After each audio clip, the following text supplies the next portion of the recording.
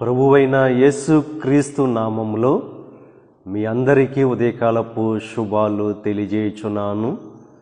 ఈరోజు వాక్య అంశము ఇర్మియా 17వ అధ్యాయము 7వ వచనాన్ని చదువుకుందాము.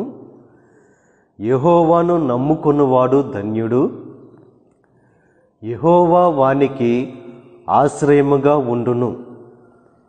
ఈరోజు దేవుడు అద్భుతమైన వాక్యాన్ని మన యొక్క జీవితంలో అనుగ్రహిస్తున్నారు. ఎవరైతే దేవుణ్ణి నమ్ముకుంటారో వారు ధన్యులు, దేవుడు వారికి ఆశ్రయముగా ఉంటాడని చెప్పి ఈరోజు వాగ్దానం చేస్తున్నారు. ఎవరైతే దేవుణ్ణి నమ్ముకుంటారో వారు జలముల యొద్ద నాటబడిన చెట్టు వలె ఉంటారు. సమృద్ధి అయిన జీవితం, సమృద్ధి అయిన ఆశీర్వాదాలతో కూడిన జీవితంగా వారి యొక్క జీవితం ఉంటుంది. అన్ని విషయాలలో నమ్ముతారు, వాక్యాన్ని నమ్ముతారు, దేవుని యొక్క వాగ్దానాలని నమ్ముతారు. ఆ యొక్క వాక్యానికి అనుగుణంగా తమ యొక్క జీవితాన్ని మార్చుకుంటారు. ఈ లోకం మీద ఉన్న ఆశలు తీసివేసుకుని సమస్త ఆశలన్నీ కూడా దేవుని మీద పెట్టుకుంటారు. కనుక ఇక ఉదయకాల సమయంలో దేవుణ్ణి నమ్ముకుని దేవుని యొక్క ఆశ్రయాన్ని పొందుకునేవారుగా మనం ఉండాలి. పతనమైన వ్యక్తి, విఫలమైన వ్యక్తి దేవుని రక్షణ పొందుకోవడానికి ఏకైక మార్గం విశ్వాసం, నమ్మకం. స్వస్థత పొందుకోవడానికి ఏకైక మార్గం విశ్వాసం, నమ్మకం. దేవుని నుంచి మేలులు, ఆశీర్వాదాలు పొందుకోవడానికి ఏకైక మార్గం విశ్వాసం, నమ్మకం.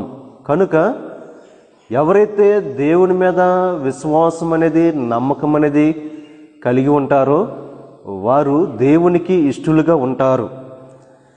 ఆయనకు ఆనందం కలిగించేది ఏమిటంటే దేవుని మీద పూర్తిగా ఆధారపడి జీవించడం, వాక్యాన్ని విశ్వసించడం. మోక్షానికి మార్గం యేసు క్రీస్తుని నమ్మడం. ఇది దేవునికి ఆనందం కలిగించేది. ఎప్పుడైతే విశ్వాసం కలిగి ఉంటామో దేవుని మీద పూర్తిగా ఆధారపడి జీవిస్తాం, వాక్యాన్ని నమ్ముతాం, విశ్వసిస్తాం. అదే రీతిగా మోక్షానికి మార్గం యేసు క్రీస్తు అని చెప్పి విశ్వసిస్తాం. గనుక దేవునికి ఇష్టలుగా ఉంటాం.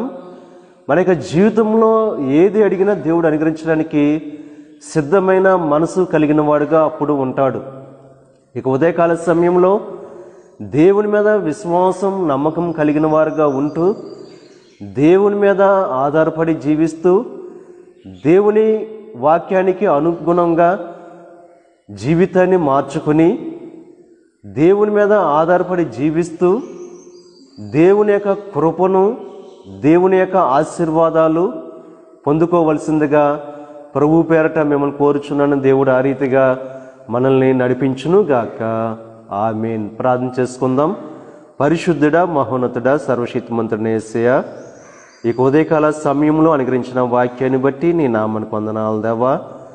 నిన్ను నమ్ముకున్న వారు దేవా ధన్యులు, వారికి నువ్వు ఆశ్రయంగా ఉంటానని చెప్పి ఈరోజు వాక్యం ద్వారా స్పష్టంగా మాతో మాట్లాడావు. నీ నామానికి వందనాలు.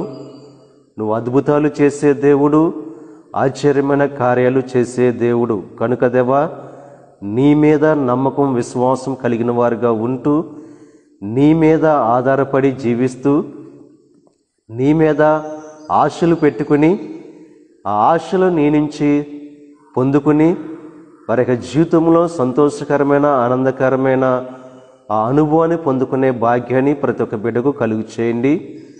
ఈ ప్రార్థనలో ఏకీభిస్తున్న ప్రతి ఒక్క బిడ్డను దీవించి ఆశీర్వదించి ఈ దిన ఆశీర్వాదాలు ప్రతి ఒక్క బిడ్డ మీద మెండుగా కురమరమ చేయమని మా ప్రభువైన యేసు క్రీస్తు నామం పేరట వేడుకొనుచున్నాము తండ్రి.